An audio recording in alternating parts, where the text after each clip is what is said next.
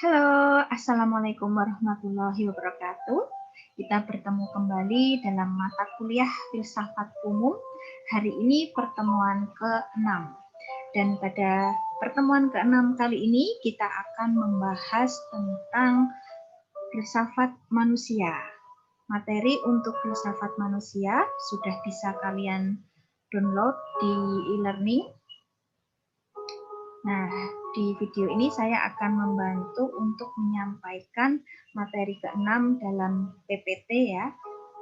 Dan materi lain nanti silahkan kalian baca dan kita akan mendiskusikannya melalui forum dan juga melalui Google Meet atau WAG WhatsApp Group sesuai dengan kesepakatan kelas masing-masing yang sudah kita sepakati kemarin. Oke, lanjut kita ke materi. Hari ini membahas tentang esensi manusia dalam aliran filsafat. Jadi dalam filsafat itu terdapat berbagai macam aliran dan aliran-aliran tersebut itu bisa untuk menyoroti tentang manusia. Dan hari ini yang akan kita bahas, jelas kita akan mengetahui terlebih dahulu tentang apa itu filsafat manusia. Kemudian bagaimana esensi manusia dalam aliran filsafat, dan yang terakhir kesimpulan dari pertemuan 6 kita hari ini. Oke, kita langsung aja ke filsafat manusia. Jadi kemarin kita sudah bicara tentang filsafat ilmu, bagian dari filsafat yang membicarakan ilmu pengetahuan. Dan bagian filsafat yang membicarakan tentang hakikat atau esensi manusia, itu ada di filsafat manusia ini.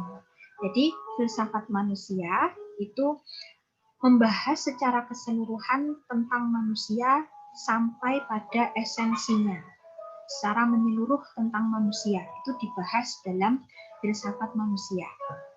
Pertanyaan yang mungkin timbul itu mungkin akan bertanya, lalu apa bedanya dengan ilmu-ilmu lain yang membahas juga tentang manusia seperti itu? Oke, untuk ilmu-ilmu lain yang membahas juga tentang manusia itu sifatnya sudah spesifik, sudah sudah terkotak-kotakan, sudah ada metodologinya seperti itu. Misalkan tentang kedokteran itu pasti akan membahas manusia bagian medisnya, atau psikologi itu akan membahas manusia secara psikis, secara fisiologis, atau juga ilmu biologi, ilmu antropologi itu akan membahas part-part tertentu dalam manusia. Nah, sedangkan filsafat manusia itu membahas secara keseluruhan dalam manusia, selama itu bisa dipikirkan secara rasional, memungkinkan untuk dipikirkan secara rasional, itu bisa menjadi bahan kajian dalam filsafat manusia. Jadi sifatnya lebih luas, lebih menyeluruh, lebih sistematis karena menggunakan filsafat kemanusiaan seperti itu. Ada proses reflektif atau refleksi dalam filsafat manusia ini untuk memandang manusia. Persamaannya dengan ilmu-ilmu lain memang objek materi atau bahan kajian yang dibicarakan, objeknya itu memang adalah manusia. Seperti itu. Oke, selanjutnya esensi manusia dalam aliran-aliran filsafat. Manusia ini memiliki banyak sekali problema, banyak sekali hal-hal yang terjadi, peristiwa-peristiwa yang kita alami atau kita lihat seperti itu. Dari apa yang kita alami, apa yang kita lihat, atau bahkan sesuatu yang bisa menjadi suatu prinsip hidup kita, itu bisa kita lihat dalam aliran filsafat. Nah, antara lain yang akan kita bahas, ini saya sampaikan ada 3 aliran. Namun ada aliran-aliran lain yang itu bisa kalian baca dalam jurnal yang sudah saya berikan, dan nanti kita akan membahasnya kemudian dalam pertemuan Google Meet atau WhatsApp Group nanti dalam masing-masing kelas sesuai kesepakatan kita tadi ya. Nah, oke, langsung aja pada aliran materialisme. Ini salah satu aliran filsafat di mana esensi manusia itu sifatnya adalah fisik atau material. Jadi tidak tidak mempercayai hal-hal yang berbau spiritual. Ada hal-hal yang dibalik hal yang fisik ini ada sesuatu hal yang spiritual. Itu kalau kaum materialisme itu tidak mempercayainya itu, karena materialisme itu cenderung mempercayai hal-hal yang sifatnya fisik atau hal-hal yang sifatnya material seperti itu. Nah, manusia ini berperilaku itu karena adanya suatu sebab yang mendahulunya, ada stimulus yang kemudian itu direspon gitu. Kaum materialis hanya mempercayai apa yang dia indera, apa yang bisa ditangkap secara fisik seperti itu. Nah, jadi fokusnya orang materialis itu adalah segala sesuatu yang ada di dunia ini yang mana mereka itu bisa tangkap secara fisik. Cirinya dari kaum materialis atau esensi dari manusia yang menganut paham materialis itu sifatnya adalah material gitu. Jadi tidak bersifat atau tidak mempercayai hal-hal yang sifatnya tidak terlihat gitu. Jadi seperti tingkat religius atau kerohanian itu mereka cenderung tidak mempercayai itu, karena menurut mereka yang dianggap benar itu adalah hal-hal yang sifatnya fisik tadi. Nah, kemudian kebalikan dari materialisme itu adalah spiritualisme. Di mana kalau spiritualisme ini yang terpenting itu adalah jiwanya. Atau yang dipercaya itu adalah jiwanya. Karena jiwa kita ini sudah tercipta lebih dahulu sebelum adanya badan. Seperti itu. Jadi spiritualisme ada kenyataan di balik setiap penampakan atau kejadian. Esensi dari kenyataan spiritual itu adalah berpikir. Sebab itu tidak dapat diukur atau dijelaskan berdasarkan pada pengamatan empiris. Tapi kaum spiritualisme ini mempercayai hal-hal yang sifatnya berpikir, hal-hal yang sifatnya kerohanian atau religius seperti itu. Sehingga kekuatan kaum spiritual ini sifatnya rasionalis, kemudian berkehendak, berperasaan, dan juga kreatif. Jadi lebih kepada jiwanya. Kemudian baru ke badan, atau justru malah mempercayai apa yang fisik itu merupakan kebenaran semu saja. Tapi spiritualisme itu mengedepankan hal-hal yang sifatnya kejiwaan. Nah, kemudian satu aliran lagi, di mana aliran ini memandang kedua aliran tersebut sama pentingnya.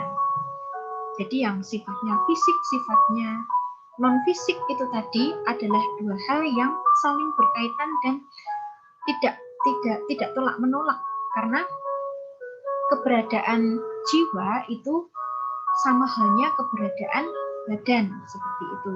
Jadi apa yang kita buktikan secara badaniah itu karena adanya rasio kita, adanya jiwa kita, atau dengan kata lain kita bertindak, kita berkata itu karena kita memikirkannya itu terlebih dahulu.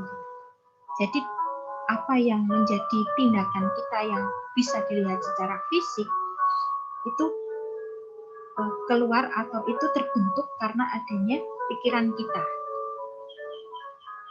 Nah, itu kalau menurut aliran dualisme. Nah, dari tiga aliran tersebut kita bisa menarik garis besarnya bahwa manusia itu adalah makhluk yang memiliki kebebasan dengan ketidakbebasan.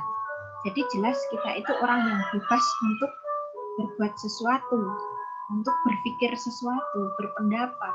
Tapi ada hal-hal yang kemudian membentengi kebebasan kita tersebut. Entah itu norma, entah itu hukum, atau hal-hal lain yang sekiranya itu bisa membentengi kebebasan kita.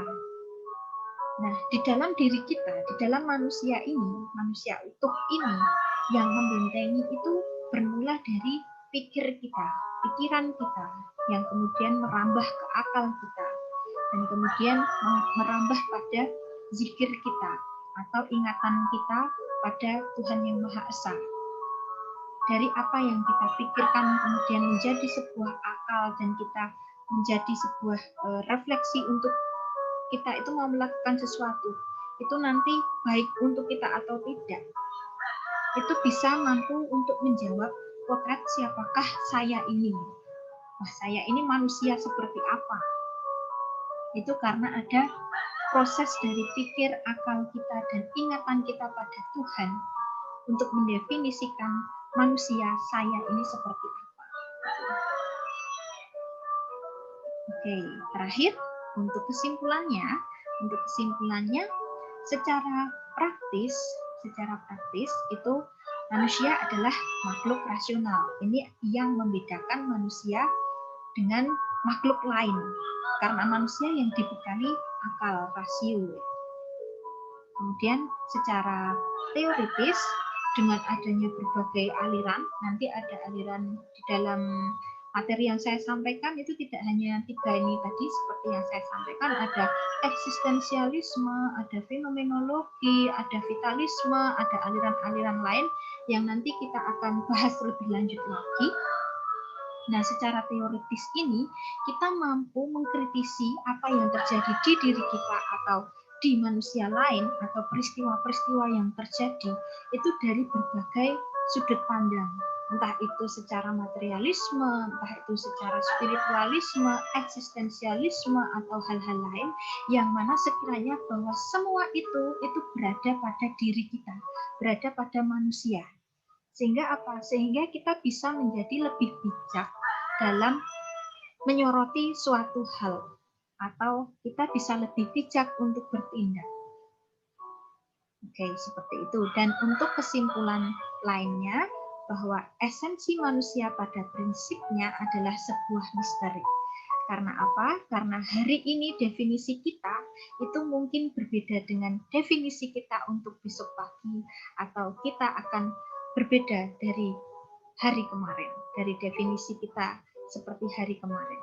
Tentunya kita akan menjadi pribadi yang lebih baik daripada hari kemarin. Oke, seperti itu yang bisa saya sampaikan untuk singkatnya, dan untuk selengkapnya nanti bisa kita lanjutkan di Google Meet atau di WhatsApp group ya. Dan jika ada pertanyaan, kalian bisa email saya atau bisa chat saya via WA atau di grup juga bisa, atau bisa melalui forum e-learning di pertemuan ke-6 untuk materi hari ini. Oke, begitu. Terima kasih atas perhatian kalian. Nanti kita sambung lagi untuk lanjutan dari materi hari ini. Saya akhiri. Wassalamualaikum warahmatullahi wabarakatuh.